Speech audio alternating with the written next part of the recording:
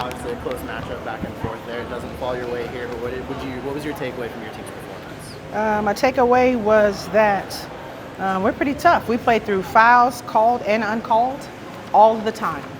All the time we do that, and it's unfortunate, but the teaching point is that we just got to be a little bit tougher to compensate for some calls that aren't being made prior to what everybody sees. Like Shaquilla Nunn, there's no reason why she shouldn't be able to get to the post without being obstructed. So I'm teaching her, hey, can't worry about that not being called, just be a little bit tougher. And then in the very beginning of the game, we missed too many shots. Those were just our misses. Absolutely did a great job on offensive rebounds, but we didn't convert. And I think it came back to bite us. And then we had a slow start in the third, I think it was. A couple of possessions that we didn't capitalize. And I think those are things that we really got to be mentally prepared for. Like, teams aren't going to just stay down. Jacksonville in particular, they're going to continue to fight. So we got to come out with a better sense of urgency. Missing a couple of big pieces from the lineup. You had a couple players elevated. What did you see out of those players? I've got a roster full of players that can play basketball. They really can. Some people just haven't had the experience here and gotten the minutes on the court, but I'm very proud of my roster. I mean, it's a very difficult thing to come into a team, into a game where a team has consistently won in the last 10 games, and then you come in, you're expected to immediately understand the same pace and everything. So we try to simulate it in practice, but I'll say it's nothing like playing in a real game, and sometimes you don't have time to adjust as a player that doesn't get a lot of minutes. You have to come in and stay ready. And we'll work on those things when we have a practice or two. But I'm very pleased with the roster. I'm very pleased with how we fought, killed them on the boards and everything. I'm still the favorite. Killed them on the boards and everything. Shaquilla Nunn knows I'm about to get into her big time. Nice words. But she'll reset and we'll be perfectly fine. But as I was saying, to know that we have two major pieces that didn't play today, and that's how we're able to compete with the first place team, I feel good about it. Obviously, your tickets punch for the championship, their tickets punch for the championship. Some seeding still to be sorted out, but it was a very intense game there. Yeah. What is it about between these two teams you can see this intensity building? Coach Jess and myself, in addition to the other players, very competitive, very, very competitive. Jess hates losing, I hate losing. We respect each other's ability to get our teams to the level and the height that we've played. So it's just a matter of she and I lock in eye contact and it's on.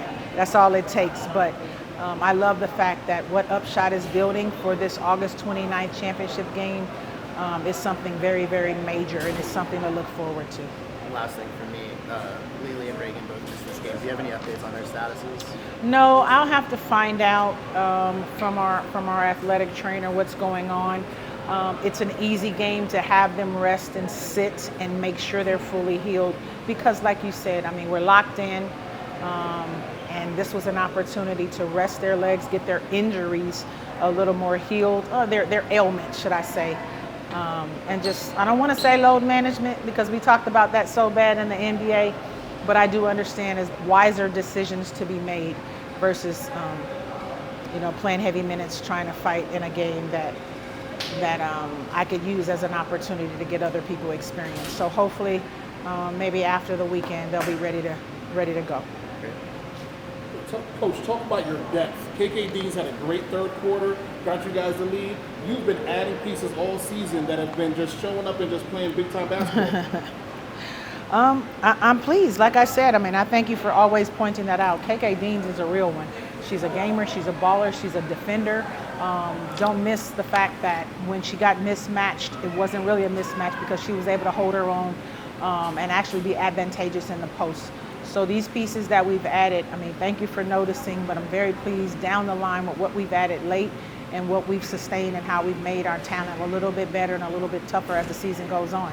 So I'm not surprised. She's been pretty consistent lately. She's found her groove. She's a very high IQ player. She recognizes mismatches, and she's always constantly talking to myself and the players. So she gets us going. Coach, at one point, I think you guys had you generated 5 jump balls in the first half, like within a 3-minute range. What is it about your team on the defensive end that you know leads to that? It's tenacity. I mean, Kylie Cornegie-Lucas, I mean, she gets her hands on balls in a major way. I think she had 4 steals today, but I don't want to overlook Kiki Jefferson. I mean, Kiki anticipates extremely well. She gets her hands on balls. She's moved her feet. And it's so funny, we laugh at her because she does things with efficiency and not necessarily at the fastest speed. But Asia Durr has been leading us for the last month or two in steals.